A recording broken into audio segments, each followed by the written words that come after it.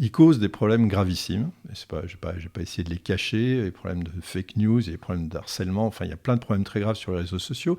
Mais d'abord, les réseaux sociaux, c'est pas ça. D'abord, les réseaux sociaux, c'est un outil à la disposition de milliards de personnes. Et si les gens y vont, c'est qu'ils aiment ça, c'est qu'ils y trouvent du plaisir, c'est qu'ils y trouvent des liens sociaux, c'est qu'ils construisent des liens sociaux avec leurs amis, avec leur famille, avec des gens qu'ils ne connaissent pas. C'est d'abord ça, les réseaux sociaux, pour moi, avant d'être aussi des problèmes, d'accord ? Les trucs pourris qu'il y a sur Internet, ce sont des humains qui les ont écrits. Hein, ce n'est pas des machines, c'est les humains qui les ont écrits. Ce n'est pas des extraterrestres qui ont construit les réseaux sociaux, c'est des humains. Ce n'est pas des extraterrestres qui poussent les fake news, c'est des humains. Donc c'est nous, d'une certaine façon, ils nous représentent, ils sont à notre image.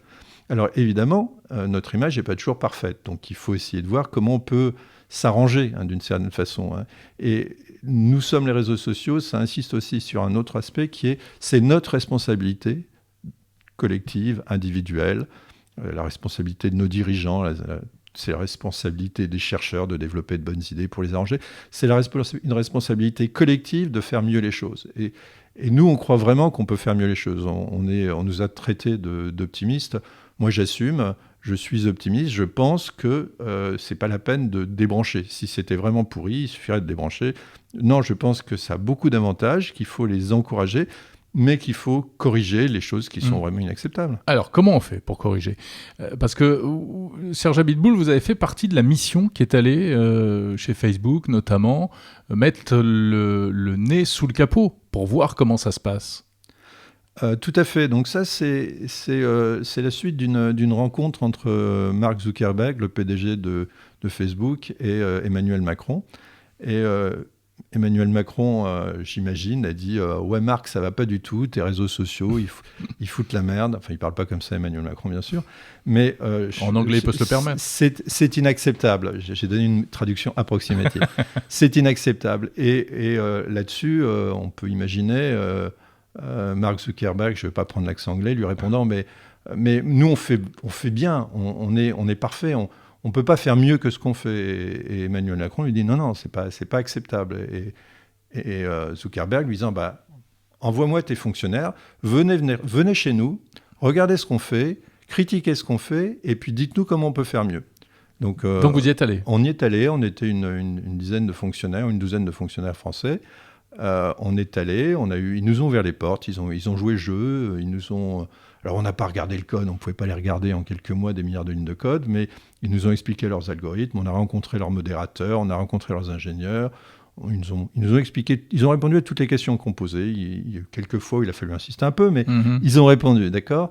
Et à la fin, on a écrit un rapport dans lequel on expliquait comment on pouvait modérer ces drôles de machines. Donc la question principale, c'est comment on peut modérer les contenus, comment on peut décider quel contenu arrêter ou autoriser. Et en gros, il y a deux grandes façons de faire. Il y a la méthode américaine, vous êtes libre, les réseaux sociaux ne sont pas responsables, ils modèrent, ils enlèvent ce qu'ils veulent, voilà, c'est leur responsabilité. Ils sont juste hébergeurs. Voilà. Enfin, et puis c'est de l'automodération, s'ils veulent s'autoréguler, ils s'autorégulent, c'est leur boulot. Il y a la méthode forte qui est plutôt les pays, disons, totalitaires, qui est moi je décide ce qu'on a le droit de dire ou pas dire sur un réseau social. Donc pour ça, je ne veux pas Facebook et YouTube, je vais créer en Russie, en Chine, mes propres réseaux sociaux. Voilà. Et là, ce qu'on a préconisé, c'était qu'on n'est pas les seuls à pousser, hein, c'est une troisième voie. Nous, on est l'Europe, donc c'est la voie médiane, forcément. J'aime pas trop le mot médiane parce que c'est pas médian, c'est une autre façon de penser. Ouais. On va pas faire la moyenne entre les deux ou se placer entre les deux. C'est une autre façon de penser qui est une pensée qui est on va laisser les réseaux sociaux réguler parce qu'on n'a pas les moyens de le faire pour eux, mais on va superviser ça. L'État, les autorités vont superviser ça. Pour ça veut dire grande transparence, c'est-à-dire qu'on veut savoir ce qui se passe dedans. Aujourd'hui, totalement impossible de savoir ce qui se passe dans la modération des réseaux sociaux. Donc on veut une grande transparence. Vous êtes allé voir, vous. Oui, mais c'est que vous avez vu c'est hyper compliqué, c'est hyper complexe, et puis on a vu un réseau social. Oui, vous n'avez pas vu Twitter. Il y a des différences énormes. On n'a pas vu surtout V-Contact, le réseau russe, où on ne sait pas ce qui se passe. Donc on n'a pas vu Twitter, on n'a pas vu Insta, il y a plein de réseaux sociaux. Donc l'impression qu'on avait, c'est que Facebook, c'était quand même plutôt parmi les bons élèves, ceux qui essaient de faire les choses bien, mais malgré ça, c'était pas acceptable. Et puis ce qu'on préconise aussi, ce qu'on préconisait aussi, c'était que cette notion de modération ne devait pas juste être le choix et la décision d'une entreprise privée, aussi bonne soit-elle, hein, même si vous imaginez qu'elle est géniale, c'est pas à eux de décider comment va être notre monde, ce qu'on a le droit de dire, ce qu'on n'a pas le droit de dire, comment sera le monde demain. Donc ces grands réseaux qui proposent des problèmes systémiques, notre point de vue, c'était qu'il faut que toute la société participe à leur choix, à leurs objectifs. Et ça, on retrouve un peu ça dans le DSA, un nouveau règlement européen. Le règlement européen, ouais. Quand Facebook, mais également Twitter et d'autres réseaux ont décidé en janvier 2021 de déplatformiser Donald Trump, vous pensez qu'ils sont allés trop loin? Ils ont outrepassé leur rôle alors?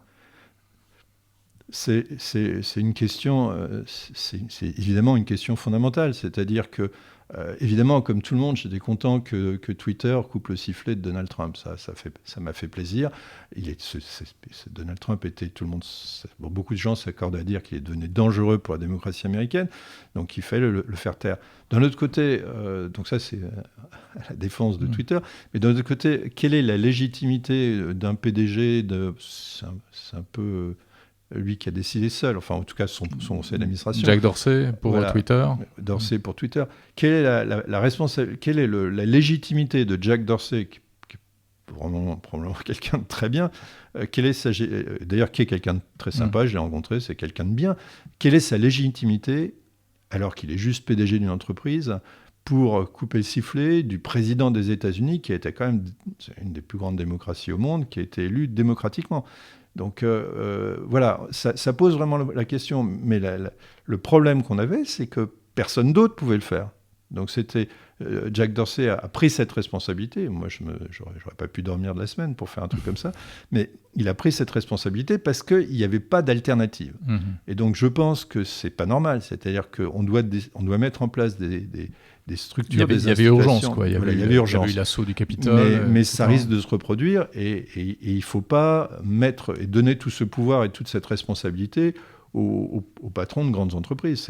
C'est pas à eux d'avoir cette responsabilité. Ouais. Mais alors l'espèce de cour Cour suprême. De Cour suprême de Facebook, là, je ne sais plus comment ça s'appelle, Oversight Board. Ouais, qu'est-ce que vous en pensez?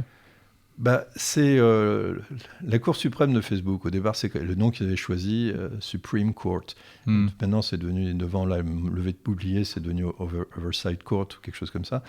C'est véritablement, c'est un peu un phénomène qui montre que ces réseaux sociaux, par moments, se sentent un petit peu comme des États.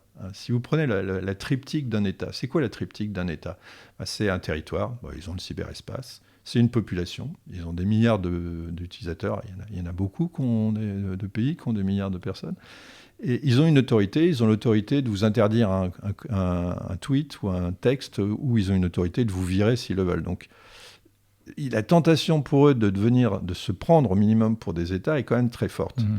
Ils sont supranationaux, oui, mais sauf que ce n'est pas des États, sauf qu'ils n'ont pas été élus démocratiquement. En France, on élit notre président. D'accord. Si on n'est pas content aux prochaines élections, on peut le virer. Donc on a un parlement. Enfin, il y a une forme de démocratie. On peut manifester si on n'est pas content. Sur Facebook, à ma connaissance, vous ne pouvez pas virer le PDG de Facebook si vous n'êtes pas content. Et vous ne pouvez pas difficilement manifester. Donc je pense qu'il faut bien comprendre que ce ne sont pas des États, que les lois des États priment sur leurs lois à eux. C'est ce que le DSA est en train de monter. Le DSA, c'est une loi de l'Union européenne qui s'applique à tous les réseaux sociaux.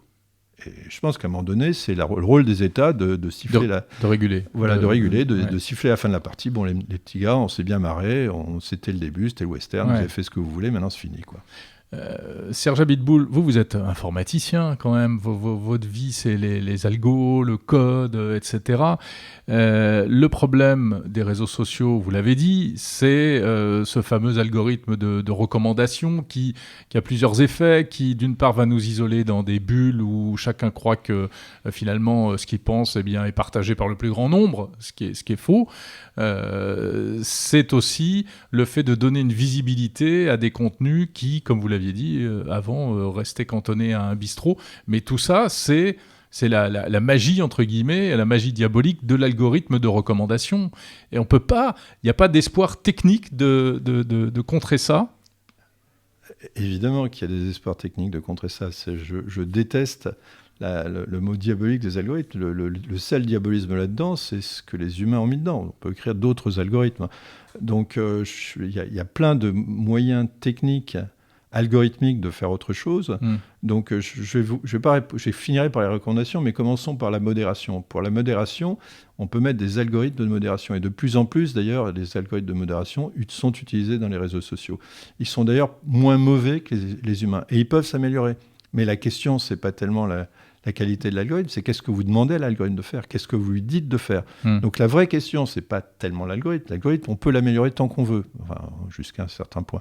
Mais on peut l'améliorer. La question, c'est qu'est-ce que vous demandez à l'algorithme de faire, quelles sont vos exigences. Alors maintenant, on revient sur les recommandations. La recommandation, c'est encore une fois, c'est un algorithme qui a été spécifié par des humains avec des règles. Donc aujourd'hui, si ça vous enferme, ce que tout le monde dit, ça vous enferme dans une bulle, ça vous montre ce que vous avez envie de voir, en fait, c'est ça. Donc il y a une question un peu de comprendre ça, déjà, de comprendre que ce que vous voyez, vous, c'est pas la même chose que ce que je vois moi. Et puis après, il n'y a rien qui nous empêche d'avoir ce genre de choses. C'est-à-dire qu'on peut faire des algorithmes différents. Moi, je faisais avec des étudiants, par exemple, sur les recommandations de musique, vous pouvez recommander ce que la personne aime déjà. Mais nous, on s'amusait à avoir un bouton de sérendipité. C'est-à-dire, je voudrais qu'on me sortir des sentiers battus. Plus de hasard, qu'on m'amène ailleurs. Donc ça, ça veut dire quoi ? Ça veut dire aussi qu'il faut donner à l'utilisateur, il faut que la technique laisse plus de liberté à l'utilisateur. Aujourd'hui... Il faudrait ça sur Facebook, un bouton de sérendipité ? Peut-être, mais moi il y a plein d'autres idées comme celle-là, un bouton de sérendipité. Il y a sur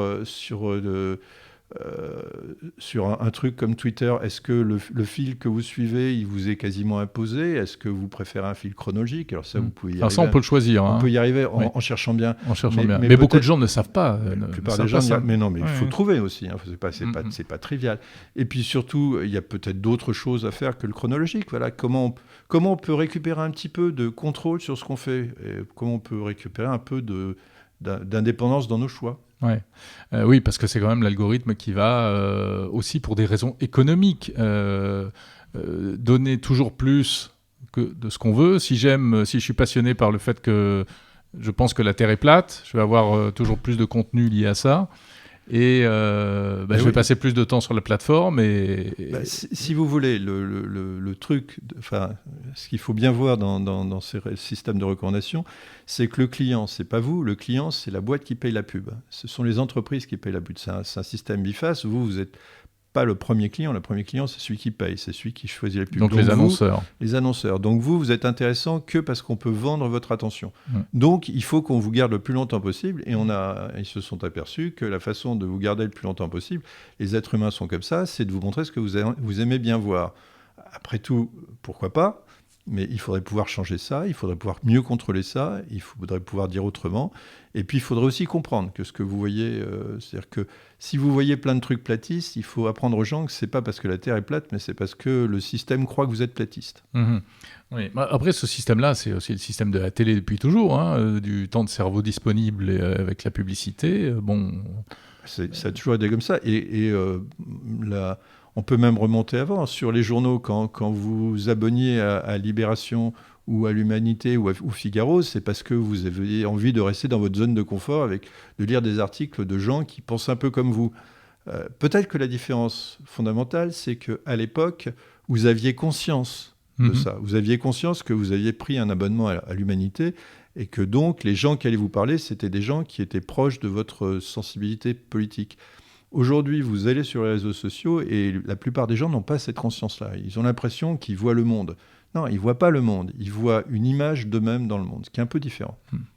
Alors ça, c'est l'algo de recommandation. Il y a la modération, vous en parlez. Est-ce qu'un jour, les logiciels seront des systèmes, disons, programmés ou par intelligence artificielle seront capables de modérer véritablement, comme aujourd'hui, ce sont encore des humains qui sont obligés de le faire, c'est-à-dire pour toutes ces choses, soit des images choquantes, pédopornographiques, du terrorisme, etc. Il y a des choses même qui sont, on va dire, faciles à éliminer, il y en a d'autres qui sont beaucoup plus délicates à apprécier. Aujourd'hui, c'est des humains qui règlent ça. Est-ce qu'un jour, on pourra confier tout ça à la machine ? Alors, déjà aujourd'hui, c'est de plus en plus des machines. Ce n'est pas que des humains. En particulier, quand il y a eu le Covid, au moment du Covid, c'était quasiment que des machines chez Facebook parce que, d'une certaine façon, les humains, les modérateurs humains, ils ne pouvaient pas venir à cause de la pandémie, et donc ils restaient chez eux. Et Facebook n'autorise pas que ces données-là sortent du site. Donc, c'était déjà massivement des machines qui faisaient ça. Donc, ce qui se passe aujourd'hui le plus souvent, c'est que c'est une machine qui fait la modération sous le contrôle d'un humain. C'est-à-dire que si elle décide de bloquer à ma connaissance, mais peut-être que ça se fait complètement automatiquement, mais à ma connaissance, il y a un humain qui valide la décision de la machine. Alors après, il y a plusieurs questions. C'est quelle est la qualité ? Alors, c'est difficile de parler de qualité. Moi, je n'ose pas dire que les algorithmes sont souvent déjà aujourd'hui meilleurs que les humains. J'aurais plutôt tendance à dire que sur certains domaines très précis, mon impression, c'est qu'ils sont déjà moins mauvais. Les modérateurs humains ne sont pas bons. C'est très difficile de modérer du contenu parce que d'abord, vous avez tous vos préjugés, tous vos a priori, et puis aussi parce que c'est difficile d'avoir un flot continu d'images qui vous arrivent. Ils ont essayé d'instaurer des règles internes. Alors il y a des règles internes, c'est des bouquins, qui sont des bouquins énormes. Et puis vous avez des modérateurs humains. Alors un modérateur humain, c'est quelqu'un qui a eu 15 jours, 3 semaines de formation, qui est bac plus 0. En gros, je caricature et qui fait un métier qui fait un métier extrêmement dur, avec des problèmes psychologiques graves, etc. Parce que quand vous êtes exposé à toutes les poubelles du monde, c'est compliqué. Mais ils ne sont même pas formés pour, ils sont pas très compétents, et donc leurs résultats sont pas très bons, d'accord. Ma compréhension, c'est pour les messages de haine et pour du textuel, les machines ont déjà dépassé ce niveau-là. Après, les images, c'est plus compliqué. D'accord. Et de toute façon, on a une zone grise qui est immense. C'est-à-dire que quand on a visité, par exemple, Facebook, à un moment donné, ils nous ont montré un message. Et dans notre groupe, il y avait 2 juristes. Ils ont commencé de très haut niveau. Ils ont commencé à discuter entre eux. Est-ce que ce texte est juste légal ou pas ? Parce qu'il y a 2 choses dans la modération. Il y a les choses que le réseau ne veut pas, ça leur plaît pas, et les choses qu'on n'a pas le droit de publier. Oui, typiquement chez Facebook, il n'y a pas de nudité, alors que ce n'est pas foncièrement interdit. Voilà, et puis après, il y a des trucs qui sont franchement interdits, comme le négationnisme en France, ou des choses comme ça. Qui n'est pas aux États-Unis. Ou l'appel au meurtre, ou des choses comme ça. Et donc là, on avait ces 2 magistrats qui ont discuté pendant 5 minutes, et au bout de 5 minutes, je leur ai dit, écoutez, on ne va pas passer la journée à ça, on a le droit, ou on n'a pas le droit de dire ça. Et ils m'ont répondu, ça se décide devant un tribunal. Waouh. Donc, c'est-à-dire qu'il y a quand même une zone grise qui est assez considérable, et c'est encore plus considérable quand vous parlez de fake news. Ça me fait un peu peur quand on demande aux réseaux sociaux de décider ce qui est une fake news ou pas. Ça me ferait encore plus peur si on demandait ça au gouvernement, d'ailleurs, mais c'est compliqué de décider que quelque chose est une fake news. C'est pas trivial. Alors, il y a des choses qui sont évidentes. Voilà, il y a des trucs évidents. La Terre est plate. La Terre est plate, ou le vaccin tue à tour de bras, mais il y en a d'autres, c'est plus flou. Oui, mais un vaccin présente des risques. Absolument. Voilà. Un vaccin présente des risques. Il faut quantifier. Donc, au final, vous le disiez avec ce livre, nous sommes les réseaux sociaux, il y a de l'optimisme encore. Mais de l'optimisme qui passe par quoi ? Par plus de régulation, plus de DSA, plus de lois C'est exactement la question. Donc, on pense que c'est pas foutu. Donc, on pense qu'on peut faire quelque chose. Alors maintenant, ce qu'on pense aussi, c'est que la solution n'est pas simple. Le problème est extrêmement compliqué parce que les sujets sont compliqués. La modération, c'est compliqué. Arriver à faire bouger ces entreprises qui ont des fois des capitalisations qui sont supérieures à la valeur de certains États. On parle de choses quand même assez lourdes.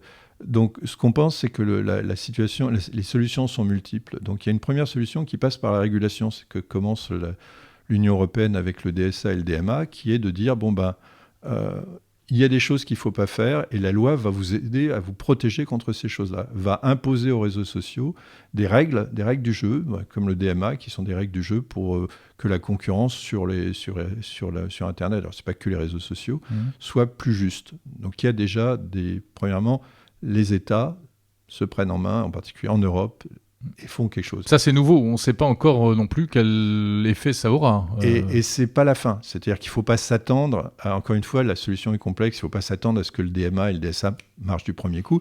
Il va falloir des itérations, mais au moins, on va dans la bonne direction. Ensuite, je crois qu'il faut aussi s'attendre à ce que toute la société prenne ça en main. C'est-à-dire, la société, ça veut dire des associations de consommateurs plus fortes, des associations qui vont regarder plus en détail ce qui se passe sur ces réseaux sociaux. Ça veut dire des chercheurs aussi qui s'intéressent plus. Il y en a déjà plein, mais plus de recherche dans ces disciplines. Ça veut dire aussi de la R&D technique pour aller améliorer ces réseaux sociaux, peut-être utiliser d'autres réseaux sociaux. Il y en a déjà qui existent. On pourrait parler de Mastodon ou WT Social, qui sont déjà des réseaux sociaux qui ont été développés sur d'autres business models qui marchent autrement. Mais qui sont des niches. Qui sont encore des niches, mais qui montent. Et puis, encore une fois, nous sommes les réseaux sociaux. C'est à nous de décider que massivement, on va aller ailleurs.